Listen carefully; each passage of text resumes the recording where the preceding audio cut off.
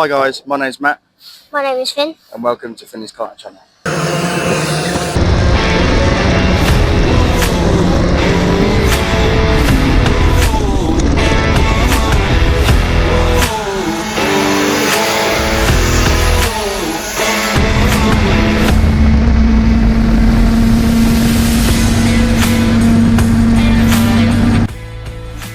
Firstly, welcome to our channel. We are a father and son team competing in the IAME Waterswift Cadet class, and we'll be taking you with us on race weekends to see how we get on and off the track. This weekend we're at Pier 5 for the Challange Cup, which consists of 4 practices, then qualifying for Saturday, and then 2 heats in the final on Sunday. The winner of this will get to wear the PF plate for the rest of the year, which is pretty cool. So let's get this weekend started. First we've got the driver's briefing, and then we go straight into the practice sessions. Also, don't forget to subscribe. You know, we are a new channel, but we've got a lot of exciting racing going this year. So comment, subscribe, yeah, let me know what you guys like to see. So before any race weekend can start, the first thing is kart prep.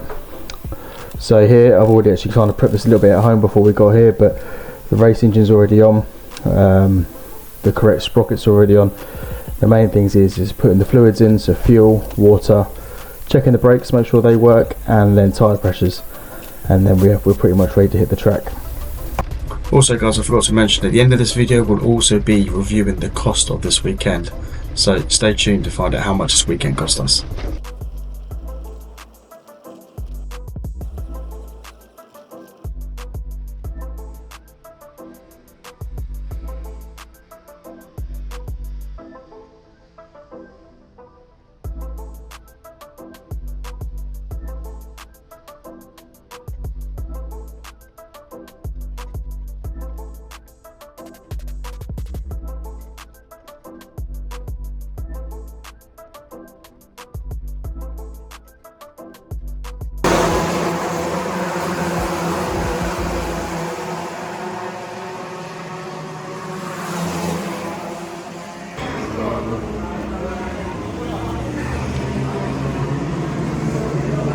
Good.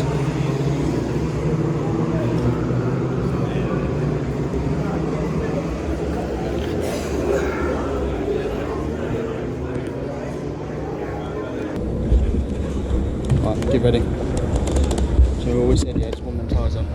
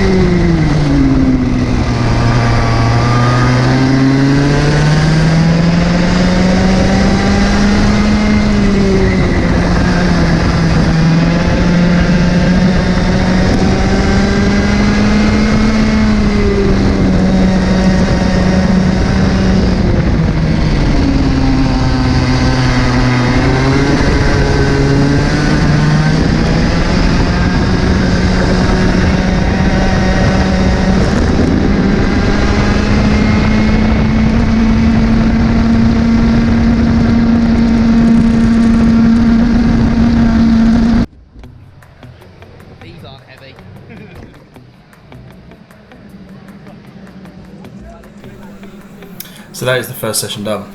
As you can see there, the track is still quite slippery, quite green. So first session out of the way, and now we're going to go through scrutineering, where they'll just do their general safety checks. They'll check the kids' helmets, overalls, gloves, boots, and yeah, then we carry on, get back to the van, and yeah, just have a little look at the data and go from there.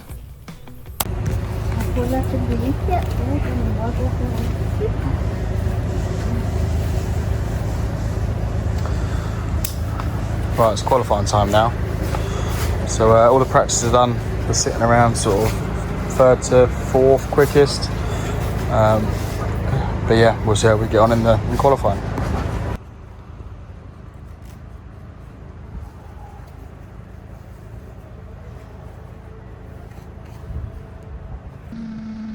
So here we are into qualifying, and we didn't actually have any footage. My battery went flat on my phone and other cameras, so we'll just use this. But you see the live timing. So the session started at 5 minutes. We're currently sitting in P2, and as you can see on the left hand side, you see the average versus every all lap. We were a bit surprised. I mean, this qualifying was end of the day, but we did seem to lose about 7/10 compared to previous sessions. Not really sure why we lost that time. But as you can see, people are jumping up and down their average. So at this point, we're still on that sort of top end of the grid.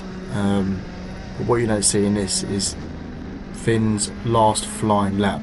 He actually made a mistake into this part of the track here in the background. So this there on the left, he went off onto the grass.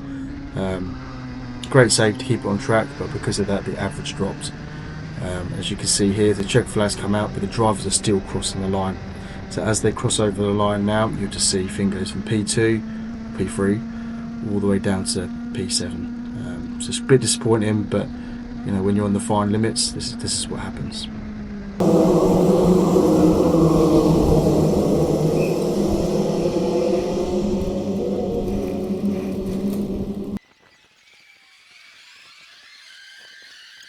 Cheers, buddy, thank you.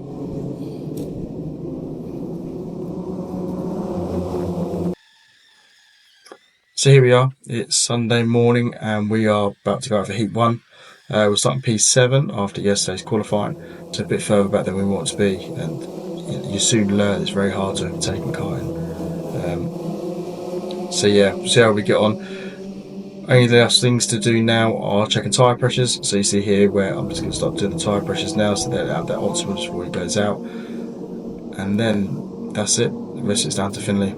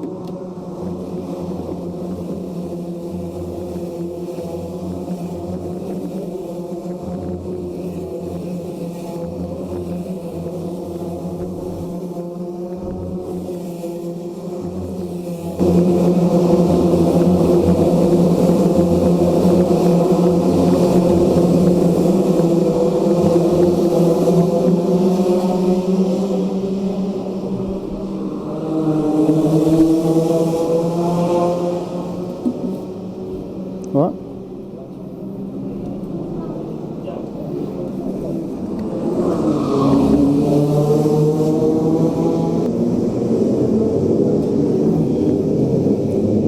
And what we said, yeah? It's the first lap, we've got to be a bit more aggressive, try and keep closer to them, okay? So keep nice and, warm up your tyres, keep nice and close, all right? And remember, if you do fall behind, like you did last week, you did do a good thing, you caught them up and you overtook. You can do it up to post 9, is it?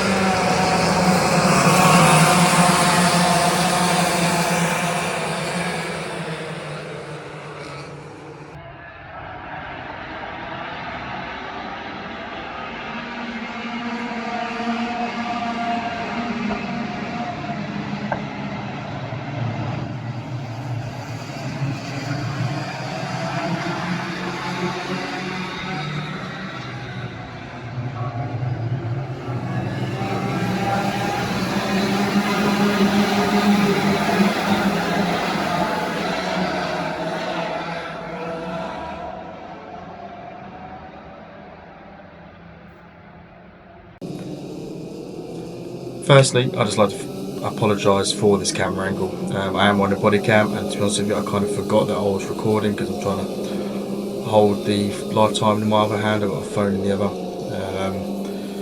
So yeah, so we're currently sitting in P6, one place up from where we started.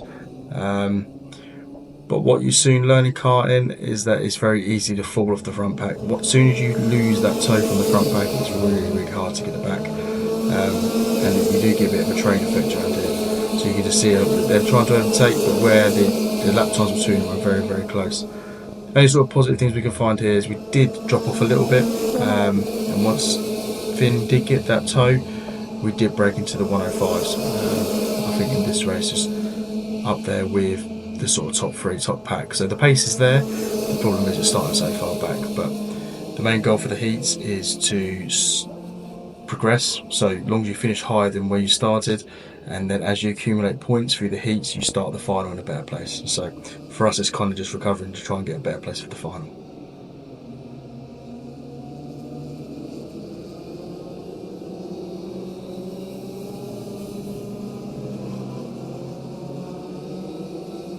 Come on, Finn. Right, that was the end of heat 1. We went from P7 to P6. New personal best lap time. We have a little look. I think it's got to be out there the top 3 quickest laps. How was the race for you? The grip was good. The speed was good as well. No damp patches neither. And yeah. All good. Did you struggle without the toe in front of you? Yeah, a bit. Yeah. Yeah, because you saw at one point when they started pulling away, and then when they started fighting, it pulled you into play, and then once you got in that toe, we went about half a second quicker. So, do you think the toe's important? Yeah. Yeah.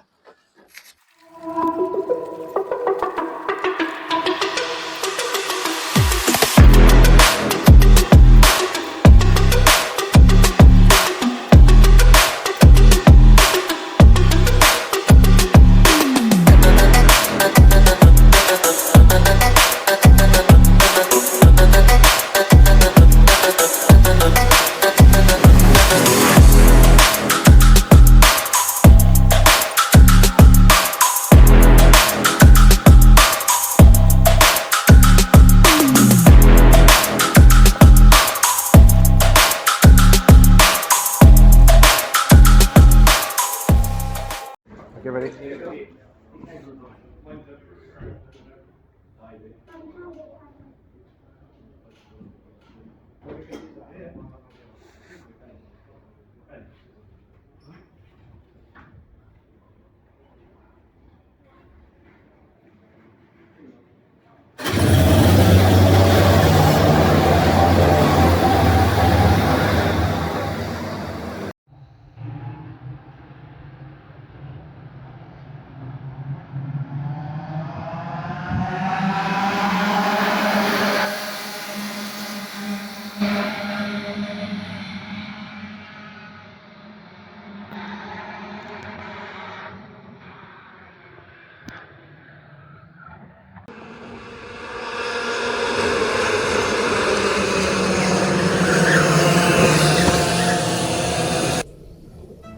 Oh. As you can tell by my reaction, you could just hear it in the camera, but you actually hear the squeak of tyres and a loud bang. This is probably the worst sort of feeling for a parent, purely because where it's top of hill, it's blind, you can't actually see what happens. And at this point, you actually are just waiting to see if their helmet comes round. In this instance, Finn did come round, I could see his red helmet, but he was really far back. At this point, I knew something had happened. Also, we were missing a few drivers, so we know that there was an issue. And you see the yellow flag. But I will say the other driver was okay. He did manage to escape with just minor injuries. Quite a lot of damage to quite a few carts, but luckily all the drivers were okay.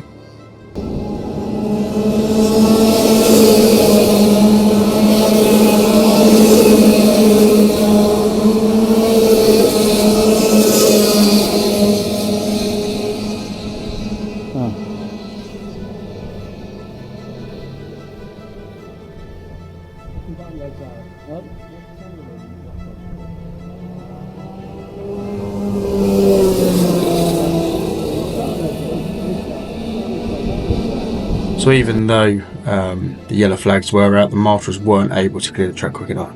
And because of the speed of turn 1, the marshals decided to bring out the Battenberg flag, which is effectively like a safety car. So the lead kart slows the pace down and backs the whole pack up, and it's ball control. But as you see here, it's actually got to red now, so you very rarely see a red flag unless it's quite a serious incident. So this instance, what the drivers will do, they'll slow right down to walking pace, and they will stop on the start and finish line. Flag.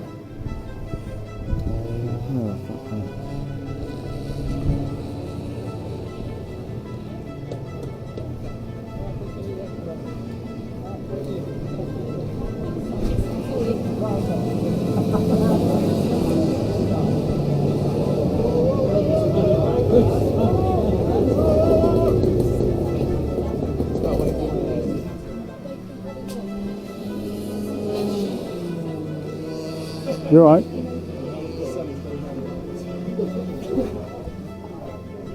Okay. Finn. So here you can see the extent of the damage. So as they're sitting on the grid, you can see there's quite a few drivers actually out. I think maybe 3 or 4 drivers out of this race, just because of that incident on the first lap. But as I zoom in now, you actually see the front bumper has already dropped down. So they didn't allow us to actually reposition the nose cone. So even though they're going to restart the race, we will be starting the race with a 5-second penalty.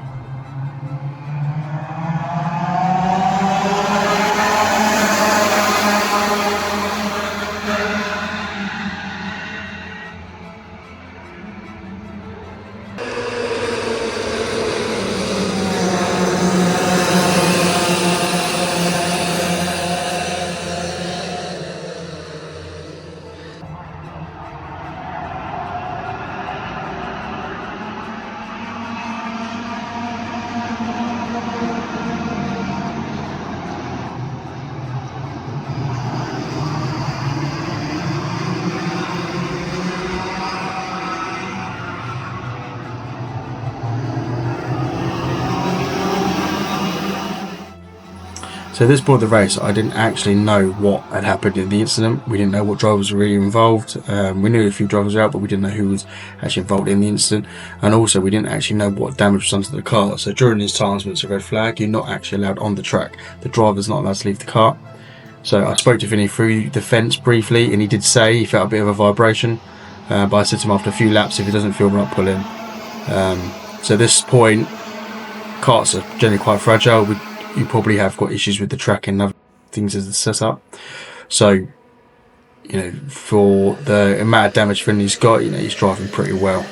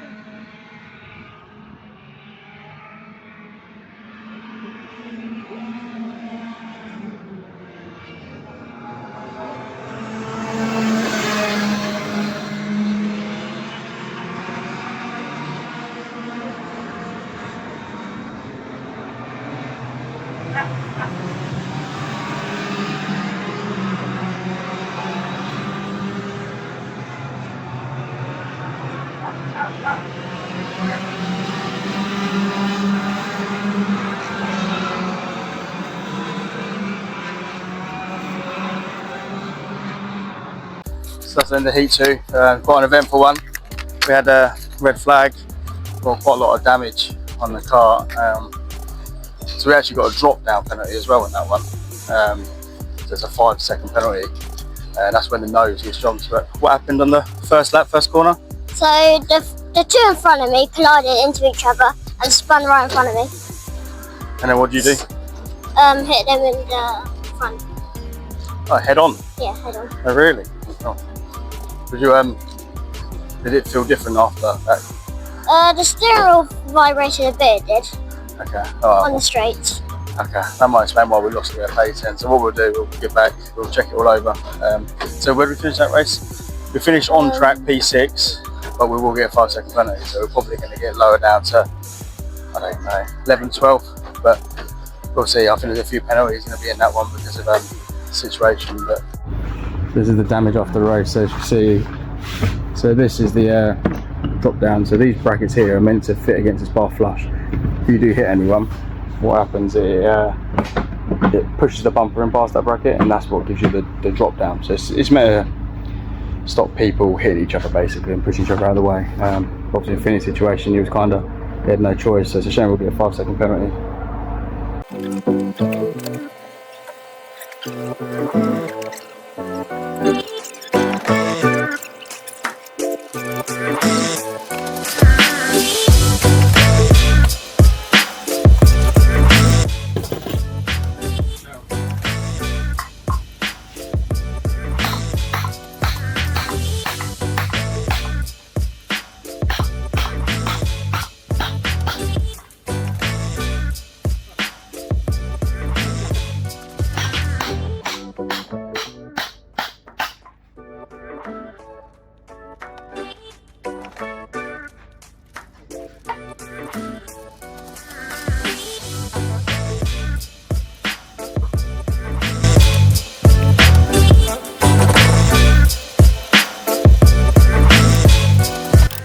So here we've repaired the front bar, putting it all back into place. As you can see here, Finley's actually putting lasers on the front stub axles. So what we're going to do, we're just going to check the geometry, make sure everything's where it should be, adjust, and the main thing was to make sure the chassis was straight.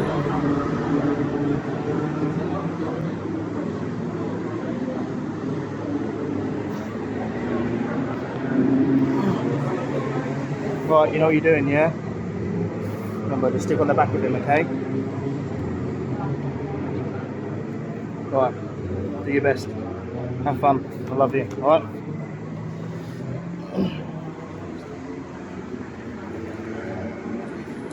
So here we are, ready for the final.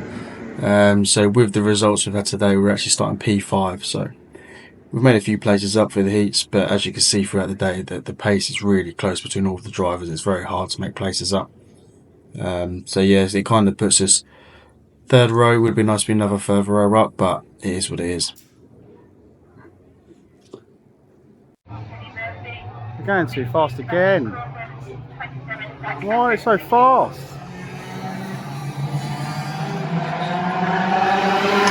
So here you can actually hear me moaning about the start. So on the wrong starts, generally the idea is you do slow right down. But the theme of today is you do really, really fast roll-up laps. Which is not good. The grid can't get bunched up together for the starts, and obviously you can see at this start it actually puts quite a disadvantage because we couldn't pull away with the pack. So yeah, something that needs to be addressed by the stewards really.